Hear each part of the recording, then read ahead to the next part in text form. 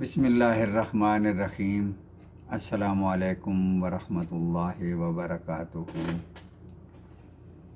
ترجمہ قرآن مجید کو آگے بڑھاتے ہوئے آج ہم آیت نمبر 164 سے 172 تک کا ترجمہ کریں گے۔ آیت نمبر 164۔ یقیناً آسمانوں اور زمین کی پیدائش، رات دن کا ہیر پھیر، کشتیوں کا لوگوں کو نفع دینے والا تجارت کا سامان لے کر سمندروں میں چلنا، آسمان سے پانی اتار کر مردہ زمین کو زندہ کر دینا، اس میں ہر قسم کے جانوروں کو پھیلا دینا جو مسلمانوں کے سواری کے کام اور گوشت کھانے کے کام آتے،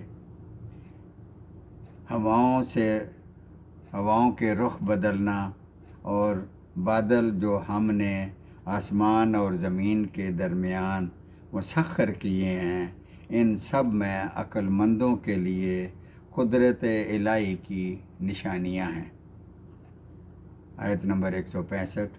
اور بعض لوگ ایسے بھی ہیں جو اللہ کے ساتھ اوروں کو شریک ٹھہرا کر ان سے ایسی محبت رکھتے ہیں جیسی محبت اللہ سے ہونی چاہیے، اور ایمان والے اللہ کی محبت میں بہت سخت ہیں۔ کاش کہ مشرک لوگ اللہ کے عذاب کو دیکھ کر جان لیتے کہ تمام طاقت اللہ ہی کو ہے اور اللہ تعالیٰ سخت عذاب دینے والا ہے، تو ہرگز شرک نہ کرتے۔ آیت نمبر 166۔ جس دن پیشوا لوگ اپنے تابعداروں سے بیزار ہو جائیں گے اور عذاب کو اپنی آنکھوں سے دیکھ لیں گے، اور جب کل رشتے ناتے ٹوٹ جائیں گے۔ آیت نمبر 167۔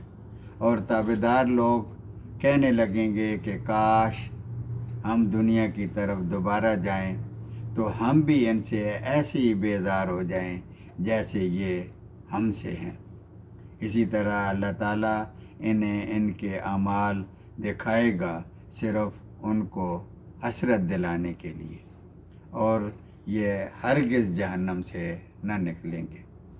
آیت نمبر 168۔ لوگو، زمین میں جتنی حلال اور پاکیزہ چیزیں ہیں انہیں کھاؤ اور پیو، اور شیطان کے نقش قدم پر نہ چلو، وہ تو تمہارا کھلا دشمن ہے۔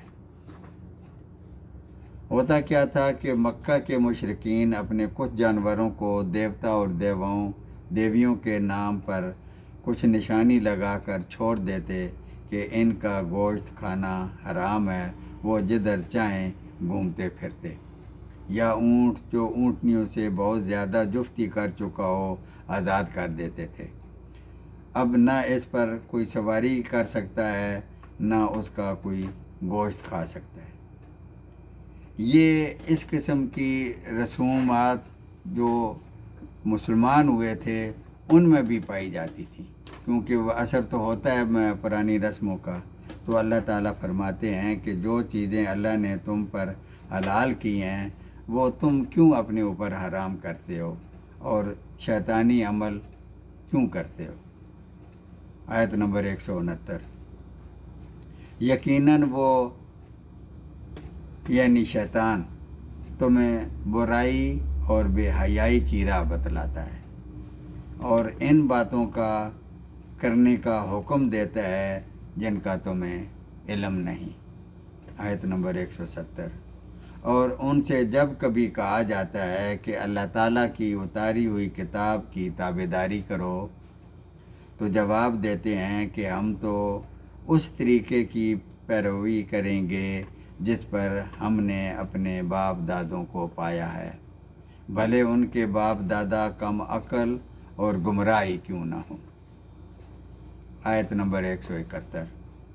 اور کفار کی مثال ان کے ان جانوروں کی طرح ہے جو اپنے چرواہے کی صرف پکار اور آواز ہی سنتے ہیں، سمجھتے نہیں۔ وہ بہرے، گونگے اور اندھے ہیں، انہیں کچھ عقل نہیں۔ آیت نمبر 172۔ پھر وہی بات آ گئی، اے ایمان والو، جو پاکیزہ چیزیں تمہیں دے رکھی ہیں انہیں کھاؤ اور پیو اور اللہ تعالیٰ کا شکر ادا کرو اگر تم خاص اسی کی عبادت کرتے ہو۔ صدق اللہ العظیم۔